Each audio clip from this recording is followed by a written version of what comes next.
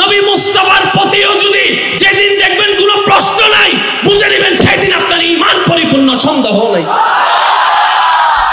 বলে যে তোমার নবী দাবি করছে কালকে রাতের অল্প কিছু অংশে নাকি আসমান জমিন ঘুরে এসেছে, লামাকান ঘুরে এসেছে, জান্নাত ঘুরে এসেছে, জাহান্নাম ঘুরে এসেছে। How can possible? এটা তো সম্ভবপর না।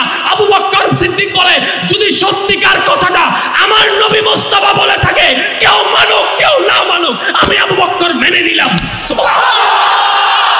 আমাদের আল্লাহ অতীত বর্তমান ভবিষ্যৎ জানে কি জানে না?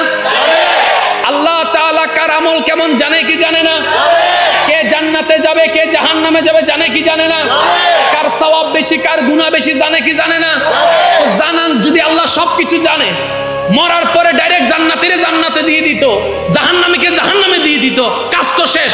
কিন্তু আল্লাহ পাক বলে জানা মরার পরে তাকে কবরে রাখো, আমি এখন জাহান্নাম দিব না, আমি এখন জাহান্নাম দিব না, আগে কবরে রাখো। এবার কবর থেকে আল্লাহ পাক যেদিন মন চাইবে হাসরের ময়দানে তুলবে, তোলার পরে ইয়া নফসি স্লোগান দিয়ে দৌড়াবে। আল্লাহ এত ঘটনা রাখলা কেন, এত কাহিনী রাখলা কেন?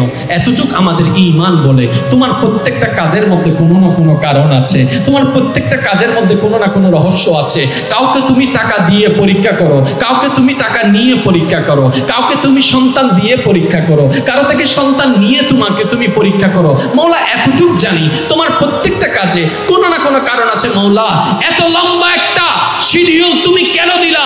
রব্বে করিম বলে তোদেরকে বাঁচানোর জন্য। আরেকটু জোরে সুবহানাল্লাহ। এবার আসেন আমাদের আমলে আল্লাহর বিচার বাদ দেন, পরে আল্লাহর বিচার পরে।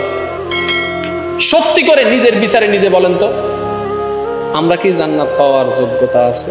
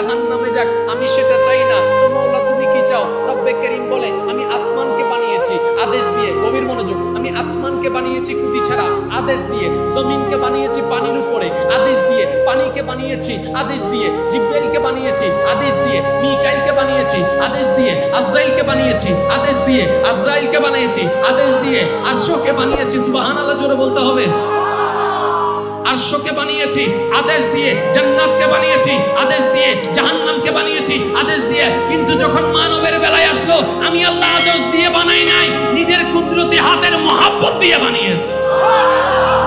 আমি চাই নাই মানুষ জাহান্নামে যাক। এবার আমলে বলে যে জাহান্নাম, আল্লাহর চাওয়া জান্নাত। লাগছে না বেশ? লাগছে না বেশ? জোরে বলেন তো লাগছে না বেশ? এবার জান্নাত জাহান্নামের ফয়সালা হবে কোথায়? হাসরে। যদি হাসরটা না হয় আর বেগুন শেষ।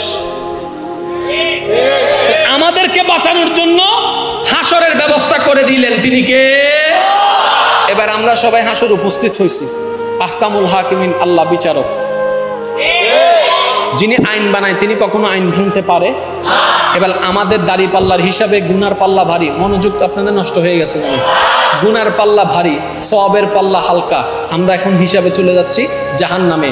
রব বলে যে আমার বান্দা জান্নাতে যাও, এটাই তো আমার চাওয়া, কিন্তু আমি তো আইন বানিয়েছি, আমি তো নষ্ট করতে পারবো না। এবার রব কি হিকমতটুকু সাজিয়েছেন একটু খেয়াল করে দেখুন। পাল্লার মধ্যে যখন আবু দাউদ শরীফ বিভিন্ন সিয়াসিতের হাদিসের মধ্যে এই আমলটুকুর কথা আপনারা অনেকেই শুনেছেন, শুধু একটু স্মরণ করাই দিচ্ছি। মিজানের দাঁড়িয়ে পাল্লা একজন আটকায় যাবে, রসুলকে স্মরণ করবে, রসুল আসবে, একটা জিনিস রাখবে, নেকির পাল্লা ভারী হয়ে যাবে। তাহলে ওকে জান্নাতে দেওয়ার জন্য রাস্তা করে দিলেন কে? আর একটু জোরে বলেন না কে? এবার আলেম ওলামার জবানে হাজারবার শুনেছেন, শুধু স্মরণ করাই দিতে যাচ্ছি যেহেতু সময় অল্প।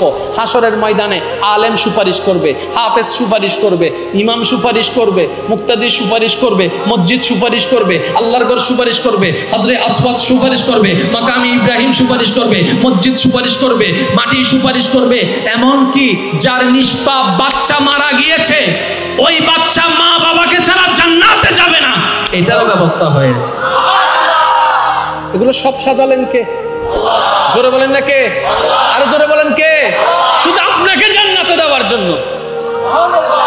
আল্লাহু আকবার, আল্লাহু আকবার। এবার আল্লাহ পাক রব্বুল আলামিন এমন ভাবে সিস্টেমটাকে সাজায় দিয়েছেন, ও আমার বান্দারা, লা তাকনাতু মির রাহমাতিল্লাহ, আমি আল্লাহ আছি তো, তোদের এত টেনশন কিসের? বাঁচাই নিব। ওই বাঁচানোর, আমাদেরকে বাঁচানোর হাজারটা রাস্তার একটা রাস্তার নাম হচ্ছে নবীর সুপারিশ।